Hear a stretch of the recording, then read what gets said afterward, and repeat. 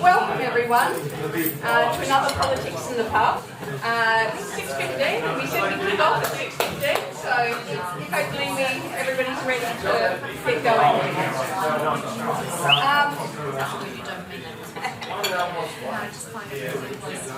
I'd like to acknowledge the Noongar Boodja from the Wadja language group and pay our respects to elders past, present and emerging. Tonight we've got a panel of speakers who are all involved in the union movement. They've got a lot of things in common. They all went to the ACTU Next Gen conference, which just happened recently. And at that conference there was a campaign launched, which is going to be a very important campaign for workers in this country, a Change the Rules campaign. And I think all three will probably have something to say about that, and probably a bit about the Fair Work Act, or really it would be better described as the Unfair for Workers Act. So I'll hand over to our first speaker, Meredith Hammett, who's the Secretary of Unions WA.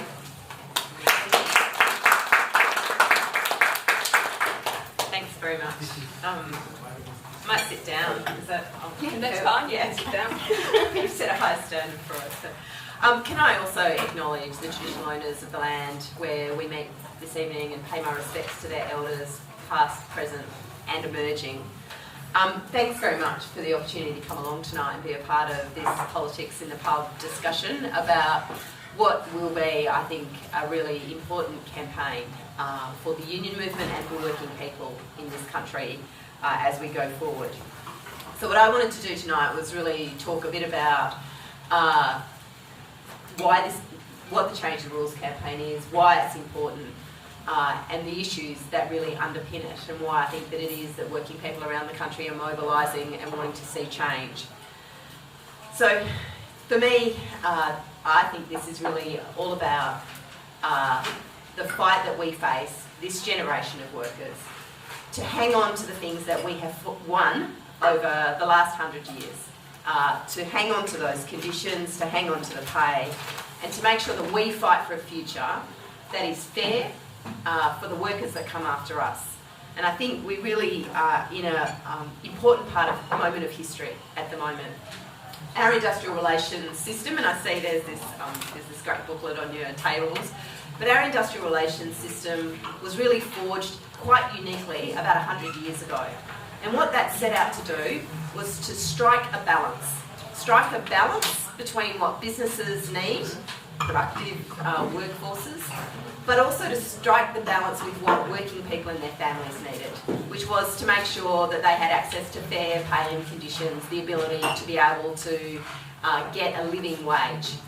And this was unique in the world at the time, and it was really all about setting up a system where it recognised that there were needs for both groups in terms of what our industrial relations outcomes were, and it also recognised that inherently employers have more power in the employment relationship than working people do. And that's really clear, because without rules, an employer can fire you, sack you, leave you without a job, and as any working person knows, that makes you incredibly vulnerable to having to succumb to the demands of your employer. Whereas employers face no such restrictions, and often the employees and the workers that they need, they're able to easily replace.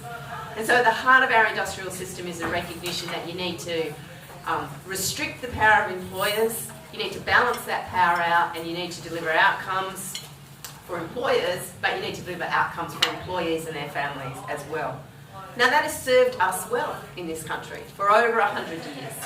We have, we've avoided the worst pitfalls of places like America, where you see the working poor, people employed in jobs but not able to actually support their families on what they earn from a full-time job.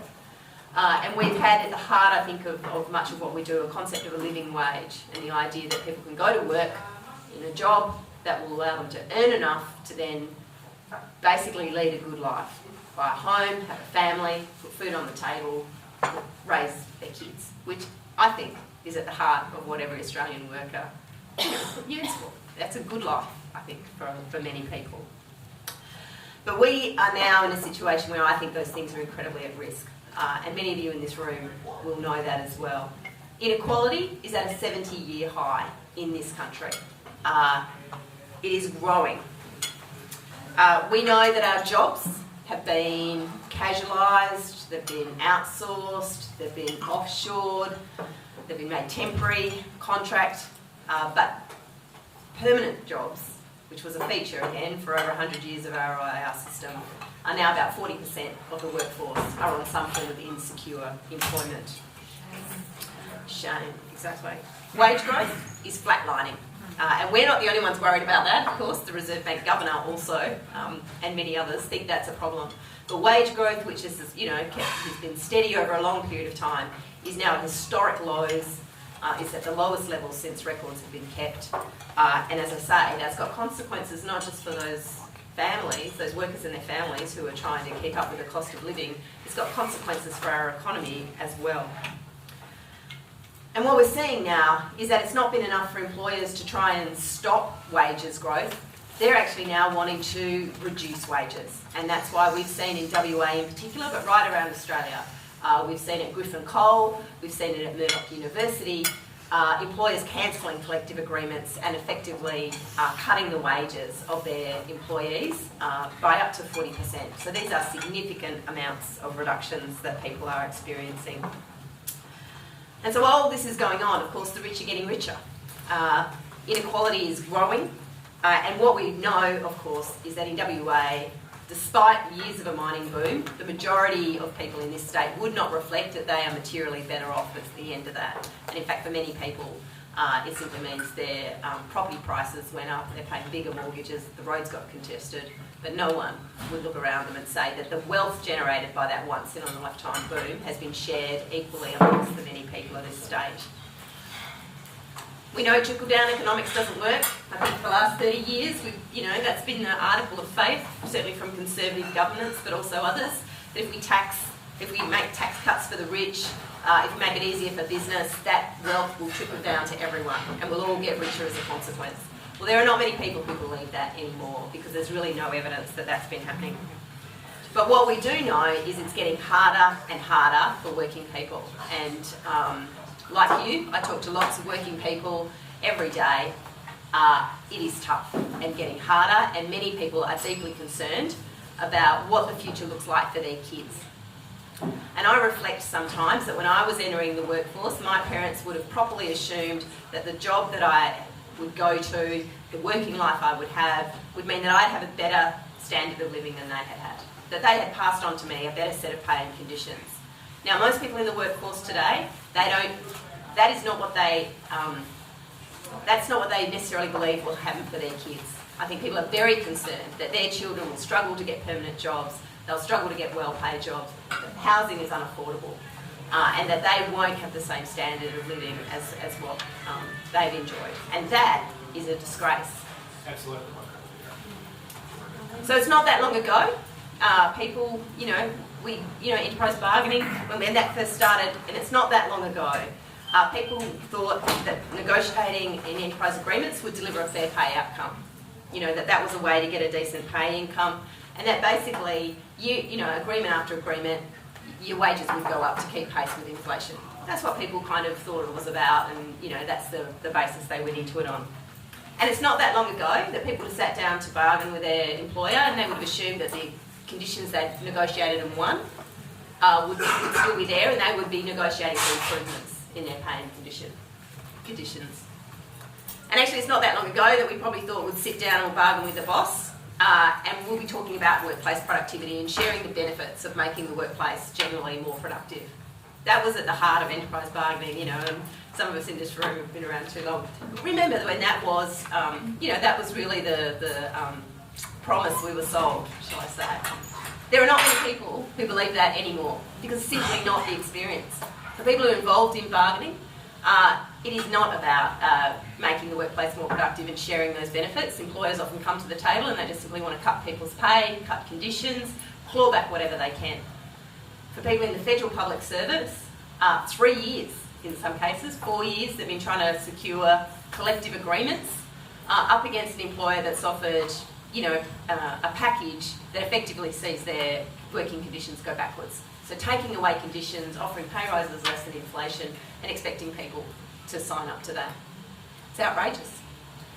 So we have seen quite a big shift in what is a relatively short period of time, and I think it's come about because employers have been emboldened by the federal governments that we've had, the governments of first Howard, but then Abbott and now Turnbull. They've been emboldened to actually get aggressive with their workforces, start to savage and attack people's pay and conditions. And they've lawyered themselves up with their deep pockets. They've got plenty of money.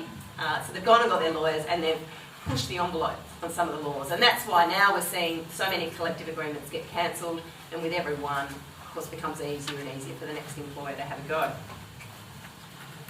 So we had this idea 100 years ago, that our IR laws would equalise bargaining power and give employees a fair chance at negotiating with their employer. But actually what we've got now are laws unfairly tilted towards the employers. They already have an enormous amount of power as the employer. They have unequal bargaining power. But these laws give them extra ways that they can in fact increase their bargaining position, make it harder for their employees. And so for that reason, we say these laws are broken. They do not serve the purpose that they should serve. And it's not a matter of just tinkering around with a few clauses to fix up those laws and make them kind of work again. That they're fundamentally flawed. And that it doesn't matter where you look, what you see is evidence that employees are doing it tough. I've already talked about the public sector and how difficult it has been there. And one of the key failings of the laws is there is no mechanism to force an employer to kind of come to the table with a reasonable proposition.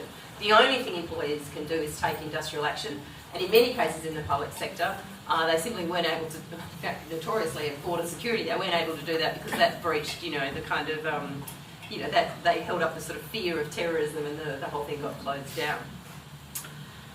So it's very difficult for groups of employers that want to get an agreement, but their employer refuses to do that. There's other examples. In WA, I've already said, agreements have been cancelled. At Murdoch University, 3,000 people affected. That is a big employer. That is a lot of people. They've had their agreement cancelled, and that is a significant consequence. Also at Griffin Coal, where it's devastated one of our local communities. But it's not just bargaining for people on the minimum wage. They are doing it tough. It's not that long ago, the idea of the minimum wage is that you could live on that and support a family. But there are not many people who could live on $36,000, which is what the minimum wage is in round terms, in Perth today.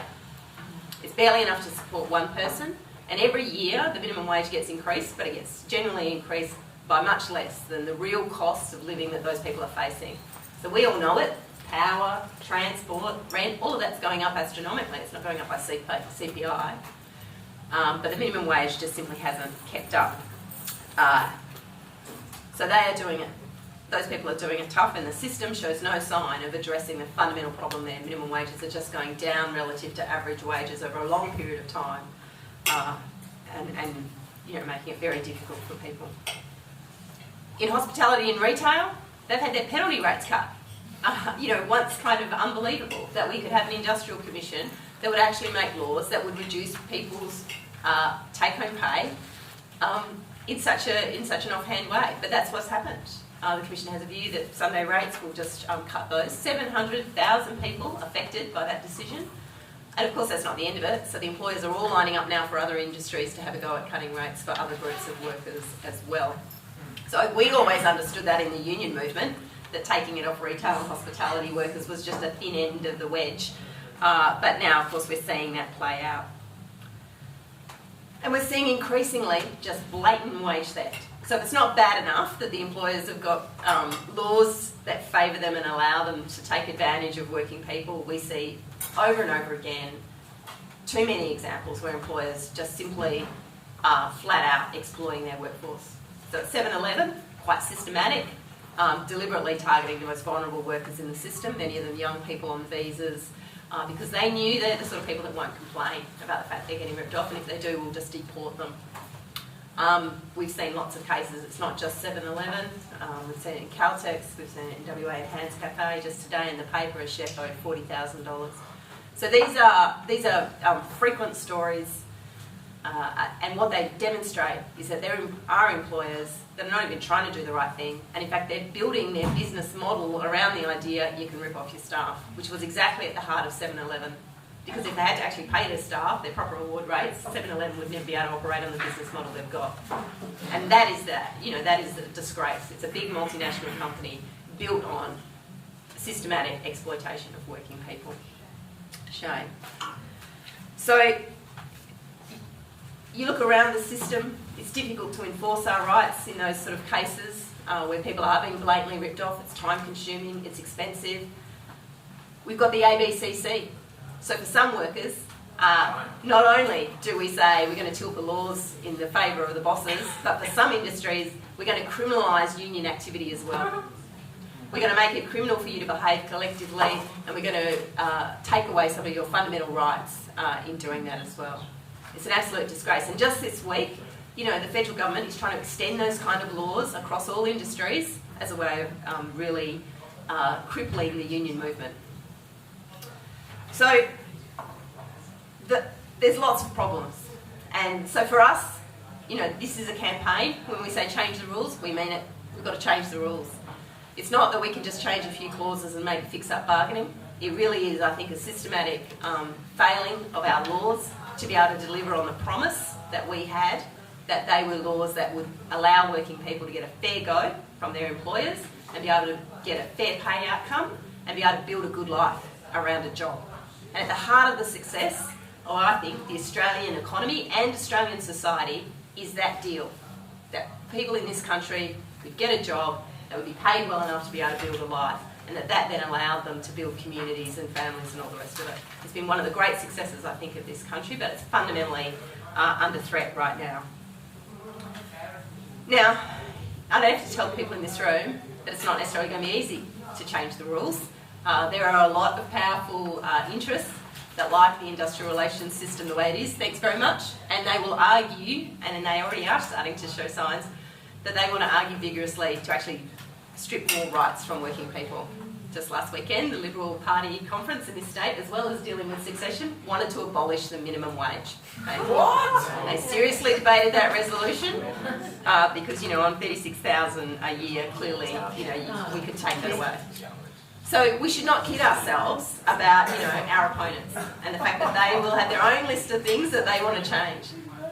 But what I know is that working people in this country are fair-minded, hard-working, good campaigners.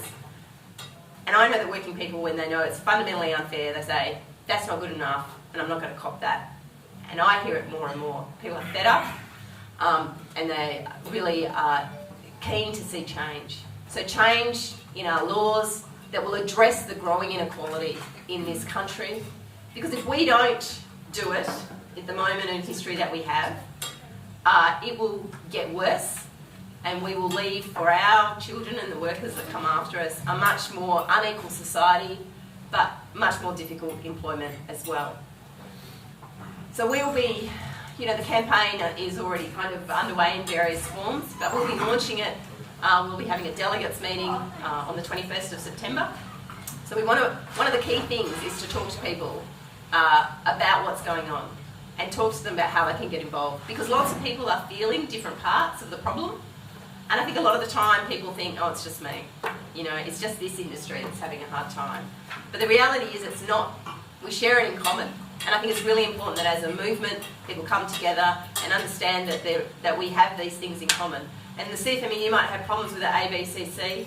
In the federal public sector, they've got problems with bargaining. At Murdoch University, they've had agreements cancelled. There's people on the minimum wage that can't get by. But the problem is all the same. And so we should understand that it's not about just fixing the ABC, or it's not just about fixing bargaining. It's not just about fixing one part of it. It's really just fundamentally unfair, and it's up to us to campaign to change that. And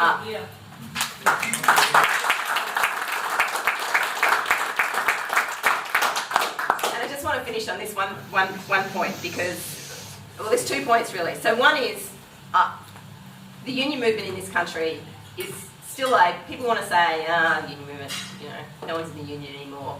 It's finished. It's all dried up. It's washed up. Forget it. And the Liberals want to legislate us out of existence.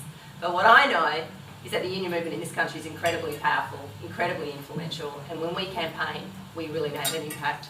I mean, we built the industrial laws in this country. We built the working conditions, so the things that people today take for granted are the work of this movement. And we didn't win those things easily. We didn't win super or 4 weeks leave or sick leave or any of those things. We didn't just go to the bosses and ask for it and they said, sure, we'll do that, right? We had to fight for it and we had to campaign for it, but we did that and we won it. So, you know, sometimes it might feel like, oh, well, changing the rules, gee, because that's really, you know, they're never going to agree to that. But, you know, I think they absolutely will. And we've seen it time and time again, that when the union movement unites, where we campaign and where we fight, we're able to have an enormous impact. Now we've got to change. The federal government is clear. If we're to have any hope at all of changing the rules, while they're there, they're legislating as fast as they can to make it harder and harder for working people, make no mistake. But we've also got a campaign to make sure that the government that comes after them fixes the problem. And I think we all understand that it's not as simple as just changing the government, that we need to keep the pressure on. What we need is fundamental change, and I think I think the determination to win that's building. I think it's up to us to do it, but we need to bring many more people with us. And if I leave you with one challenge tonight, that's probably it. To make sure you talk to your work colleagues, your family, all the rest of it. We need people to join the union, we need them to get mobilised, and we need to really start to campaign hard. Not just up to the federal election, but beyond that. And I think if we do that, we'll win this. And I think it's so important, because if we don't, it's not hard to imagine where things will end up in the next 50 years on the current trajectory. And I don't want to be like that. I don't want Australia to be like that. And I don't want that to be the kind of place my kids are working in. Thanks.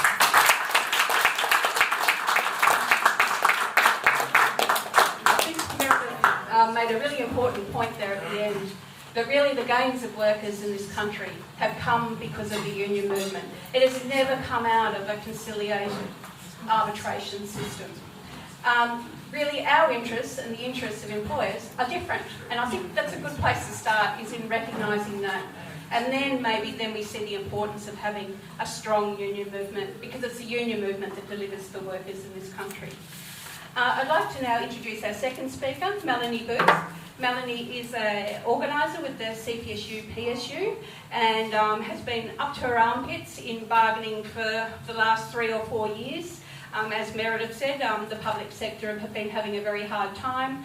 John Lloyd, who heads up the Australian Public Service Commission, actually believes that public servants have no right to be in a union, and I think if he ever gets his way, that he will outlaw public sector workers from joining unions. Anyway, I'll hand over to Melanie now. Thank you. Thanks, Elizabeth. Is that on? No. I think it is. Yeah. Hello? Yeah. All right.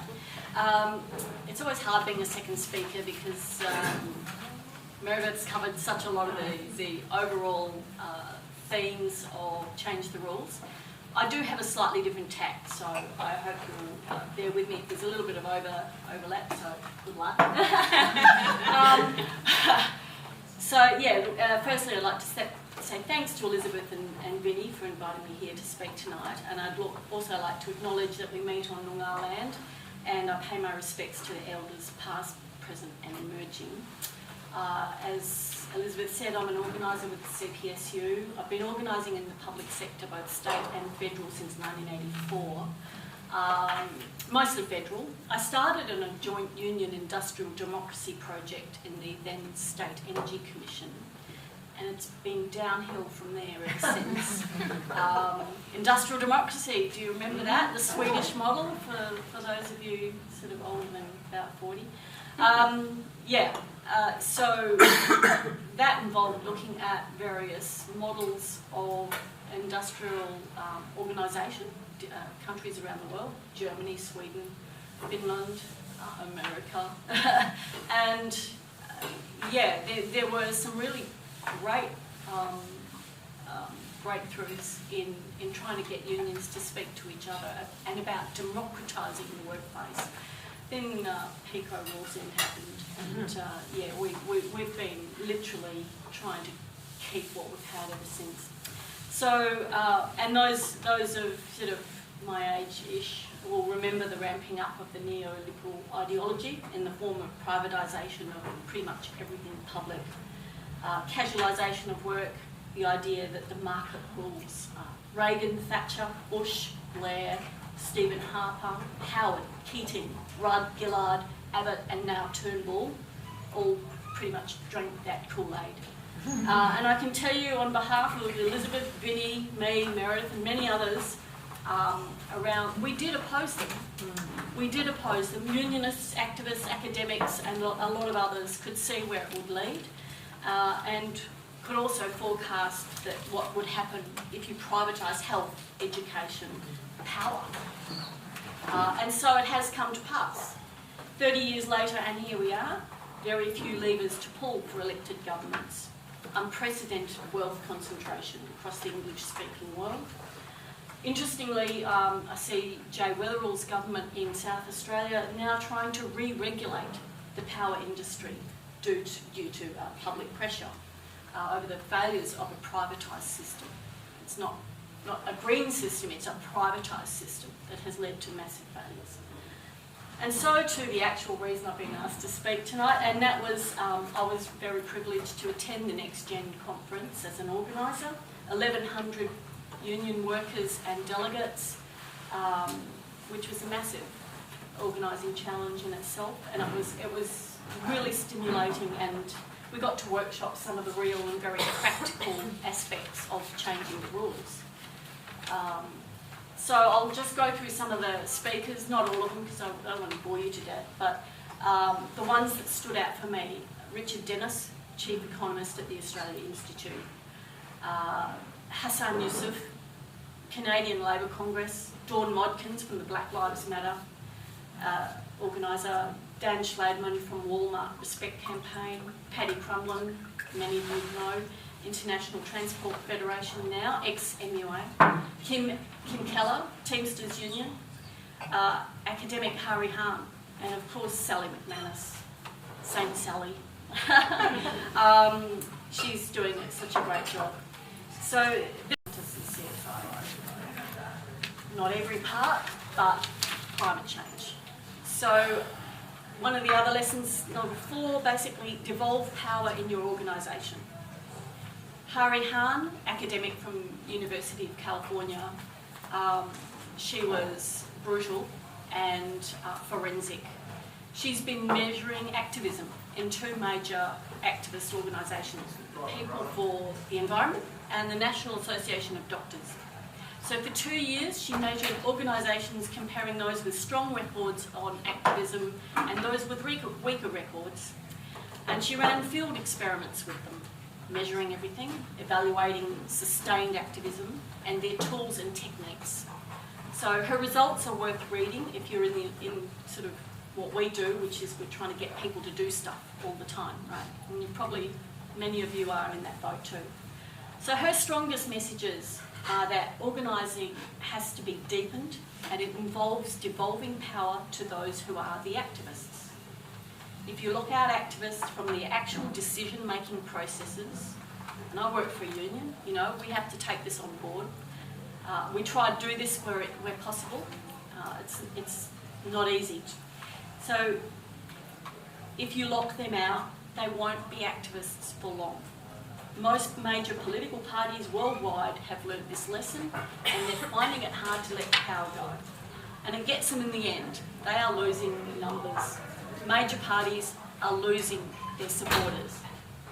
So the kinds of experiences participants have when they are active will ensure that they return or not. Make participation respectful, rewarding, with devolved power, and it will be sustainable. It might not go where you want it to go, but so what? You can't seriously expect thinking, creative and engaged activists to be happy doing the grunt work without respecting their views on the policy making and the campaign design. So, this leads to, I guess, another shade of that. The personal is the political, and yes, I am showing my age. It really is. Be the role model in life that you want to encourage out of other people when trying to engage them, and especially around changing the rules. I used to be a big fan of Christopher Hitchens when he was alive, and apart from the Iraq War, no one's perfect. And I fondly remember his stance on the the double ledger of life. You know, there's what you say you believe in and what you actually do.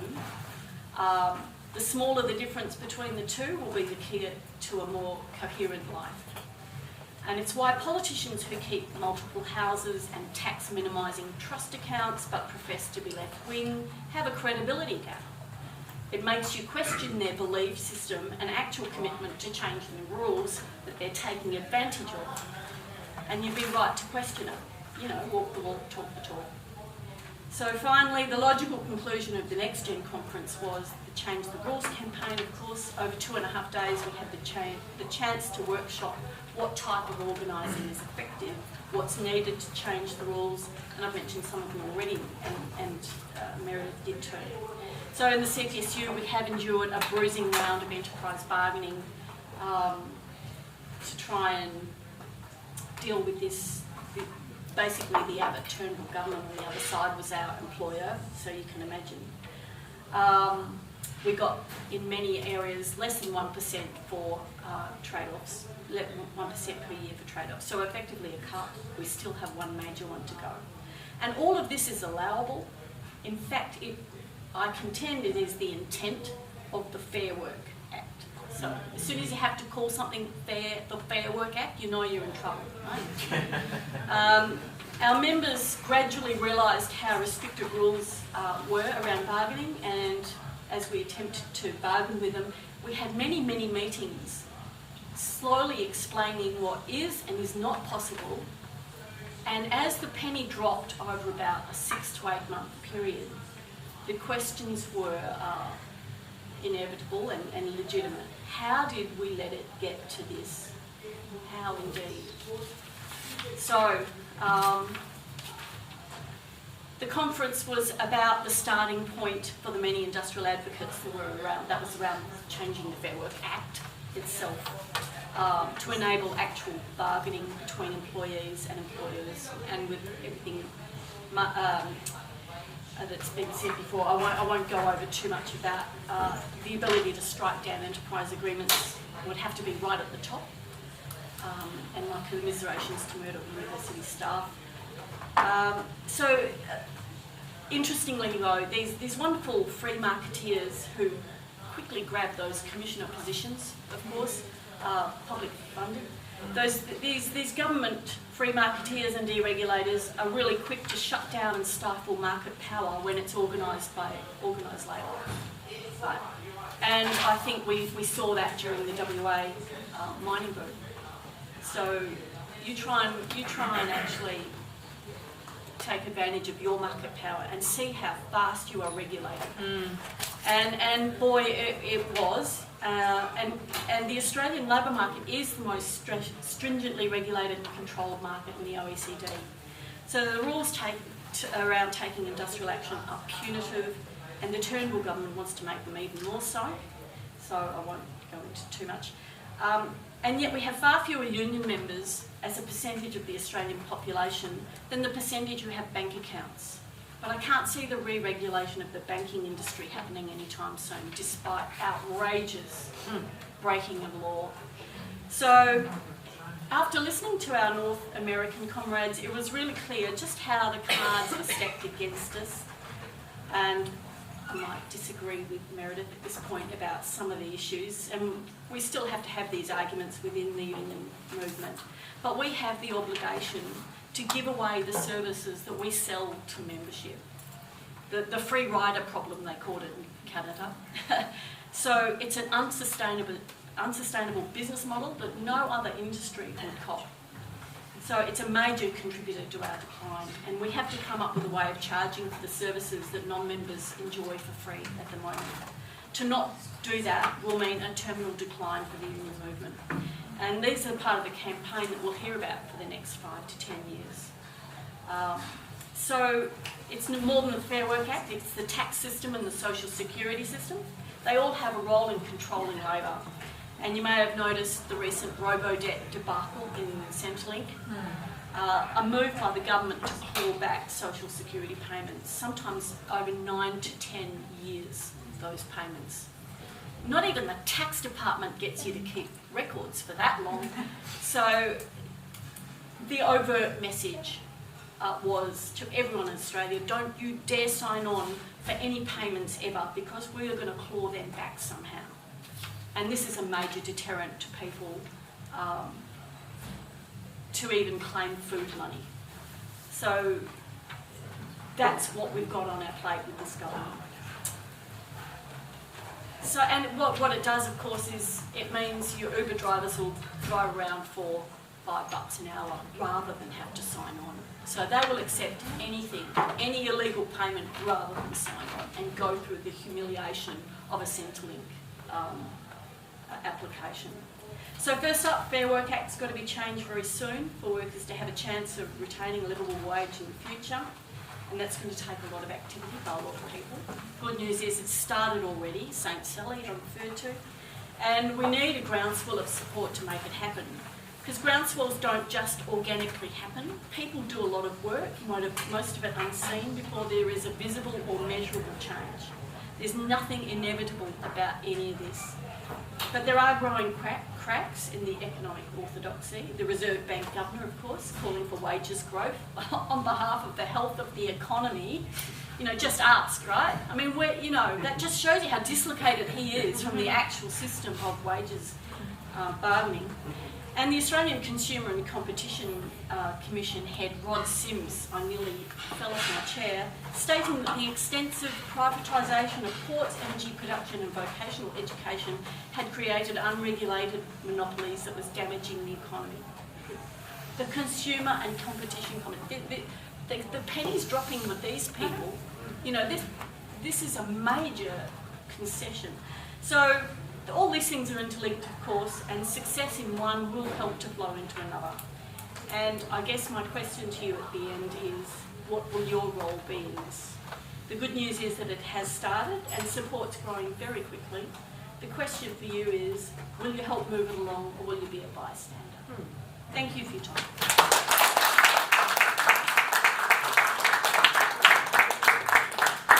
Melanie, and I'll just give a plug for Melanie because my activism in the union movement started some 20 years ago when I became a new delegate, and Melanie was at that time the organiser for the CSIRO as well, and she got me roped into a national campaign to stop IT outsourcing in the government, a campaign that was successful, and they still haven't outsourced all their IT. Introduce Paul Bedingham. Paul is an industrial officer with the West Australian Prison Officers Union, and it was Paul's suggestion that we have this topic tonight for this politics in the pub. So he got to be the last speaker, so I'll hand over to Paul now.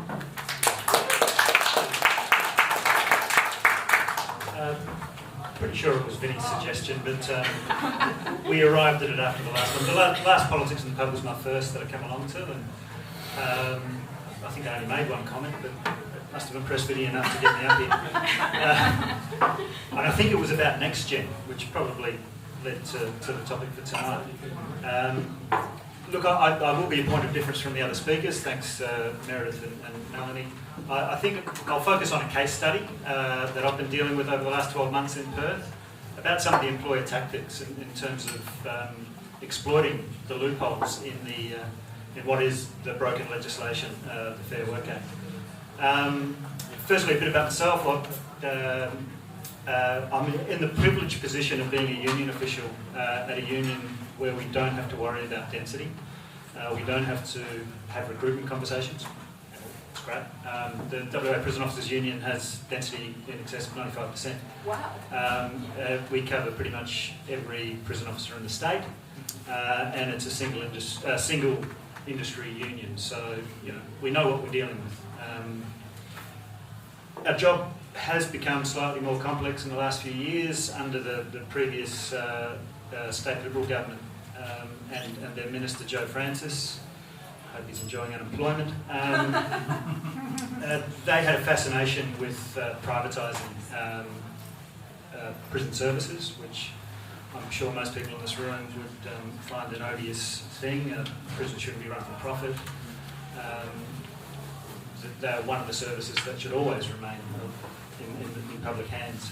So we've had to learn about this Fair Work Act. where we have private prisons, in terms of Acacia, Wandoo, which is not going to be private for too much longer, thanks to a decision recently.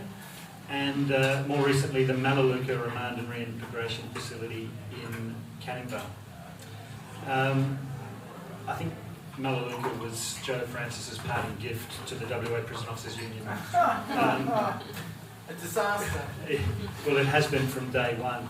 It was ill thought out. Why you have carve out 2 units from an existing male facility, turn them over to the private sector, make it a female facility, and mix remandees and females, sentenced females ready for reintegration in the same facility, beggars belief. It's clearly an ill-conceived idea, and it hasn't worked from the outset, which is no surprise.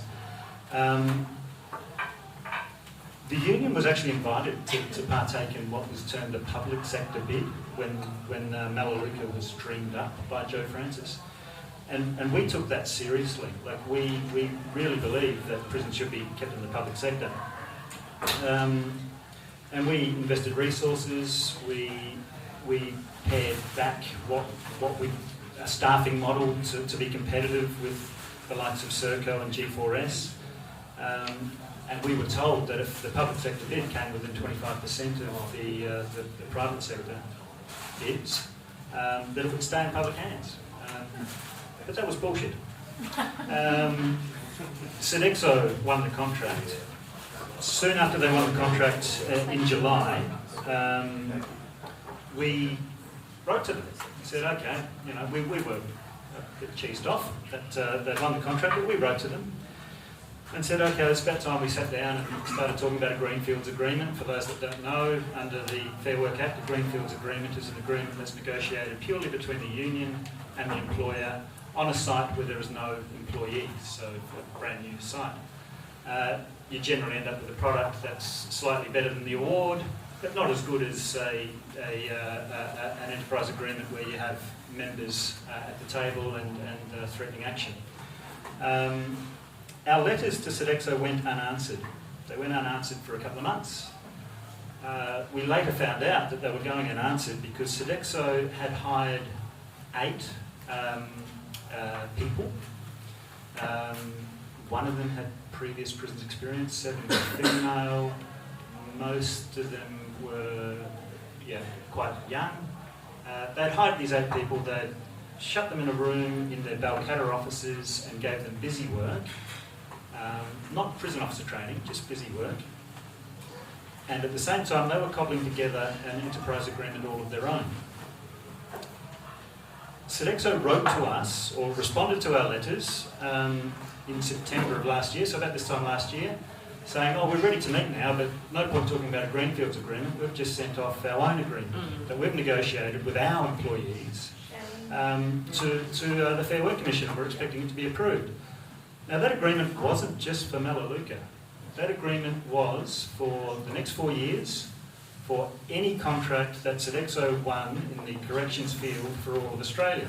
Wow. Negotiated, as I say, with 8 people that they'd just hired and put in a room, only one with previous prisons experience.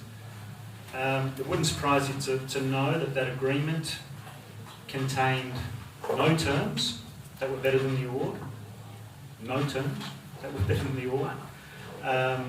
They argued that Clause 23, from memory, which is the site-specific allowance clause, made up for the fact that every other clause in the agreement was worse than the award.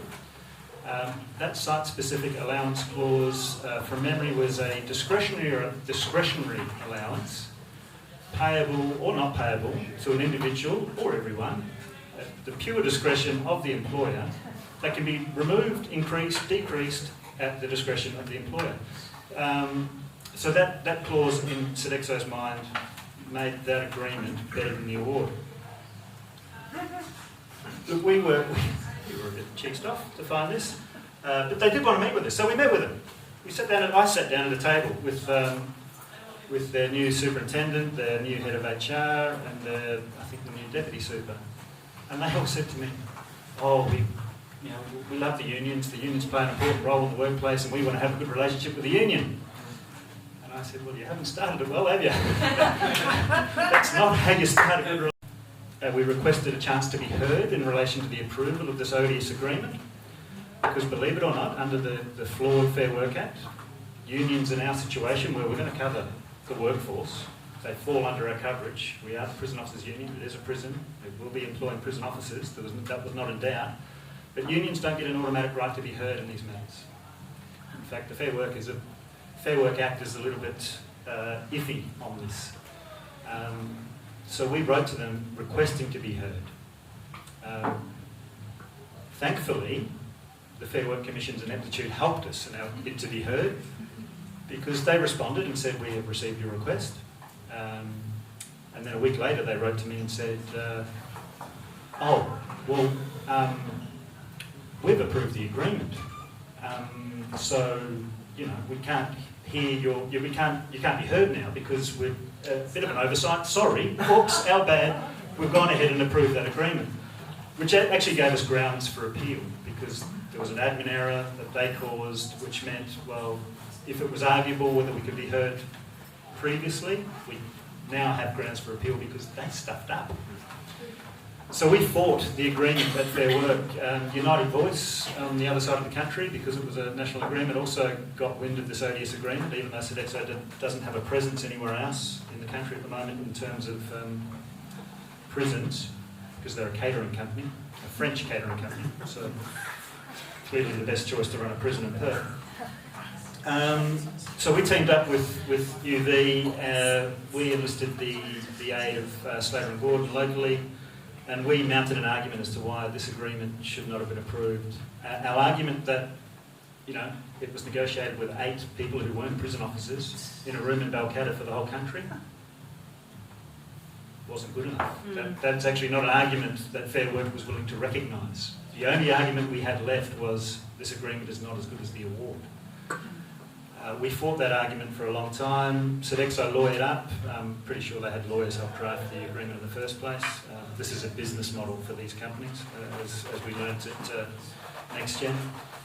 And ultimately, the agreement was approved with 9 undertakings, not the least of which was that clause 23, the site-specific allowance, was given a minimum value that couldn't be taken away at the discretion of the employer. So from memory, I think $6,500 per annum was the minimum value, and that was to make up for all of the clauses that were still worse than the award. Some of the things in this agreement were odious. We had rosters when the prison actually opened in December, and we were fighting in Fair Work over the pay and conditions, the agreement, or the award, while the agreement was put to the side. They had officers working 7 consecutive night shifts. They had officers rostered to work 10 days in a row.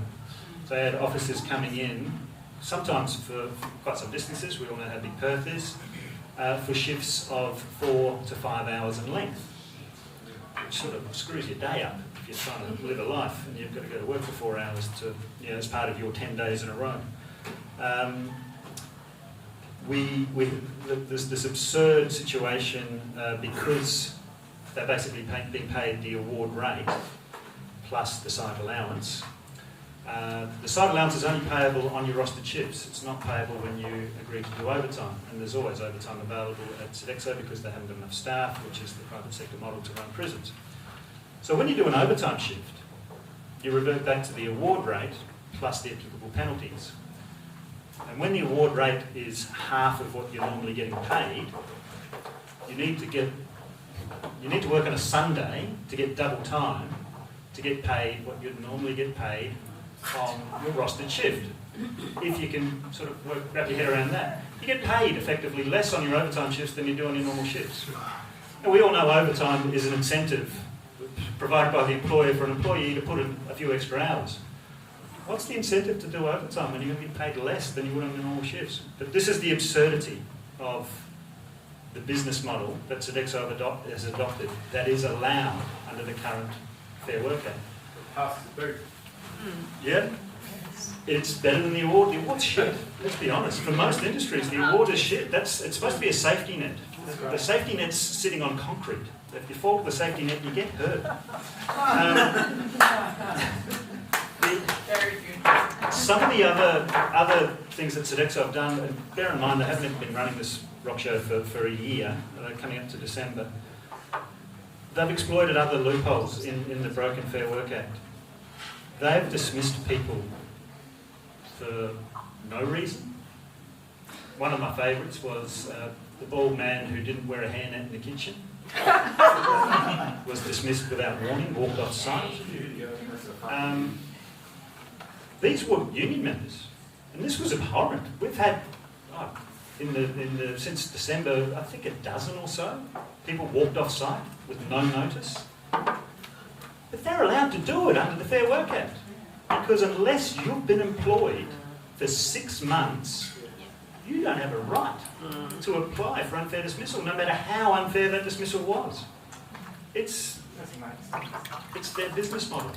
What they've been doing, I'm going out in 2 weeks' time to do an induction with their 5th class of prison officers.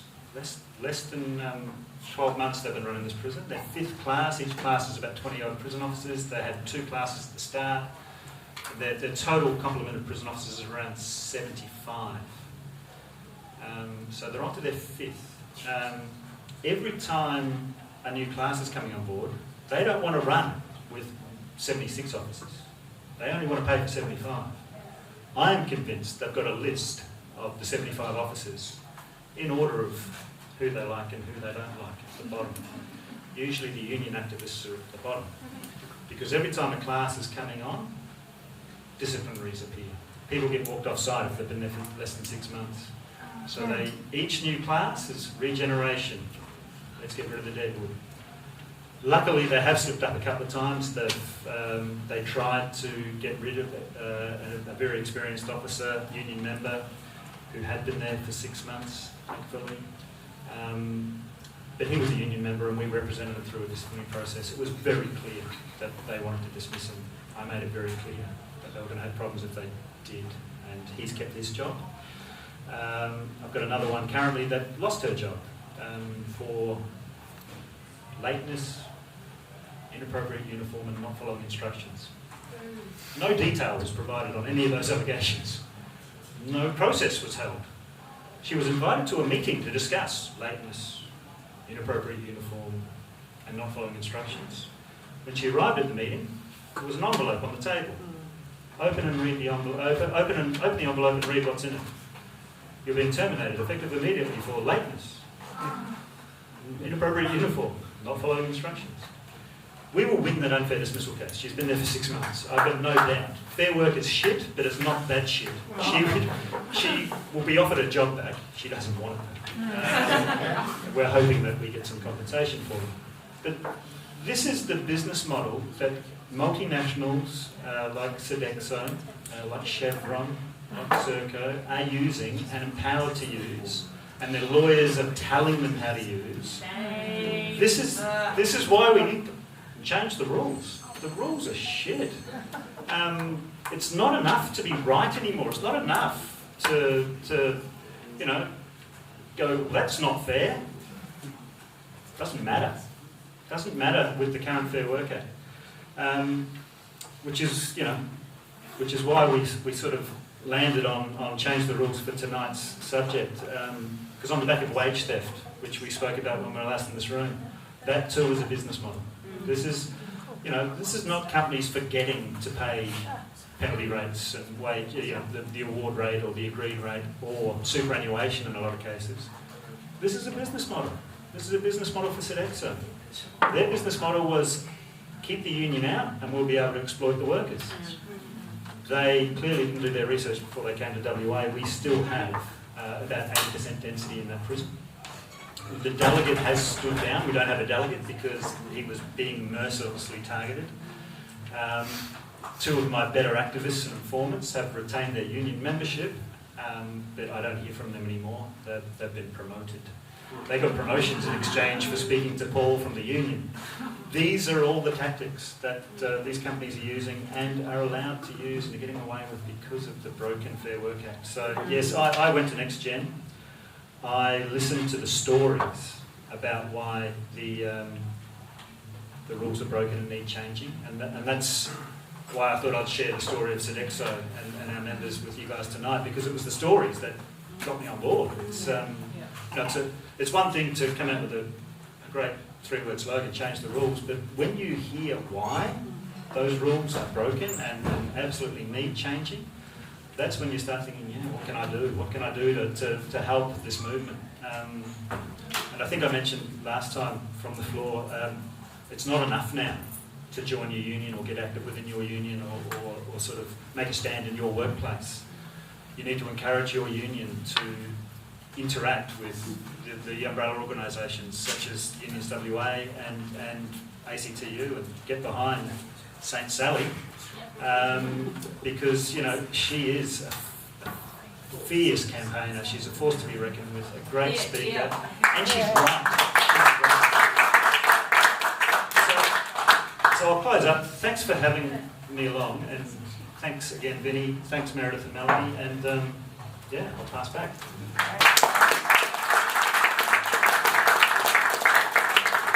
I'd like to thank all our speakers, and Paul, I think it was great that you could bring us that sort of case that we can look at to really see how serious these laws have got. And we actually can't be complacent for a minute. Next week there's a bill going through Parliament. They name these things so fantastic. The Ensuring Integrity Bill. And that's going to set out to give the Employment Minister, the Fair Work Commission, other individuals and even employer bodies punitive powers to initiate proceedings for the disqualification of union officials from holding office. For the deregistration of trade unions. To put a union into administration and to prevent unions amalgamating. They know where the power is, and the power is if workers get organised together. And hopefully Sally McManus will be able to bring all of that together under the umbrella of the ACTU. And I'll hand over now for people to ask questions of our speakers.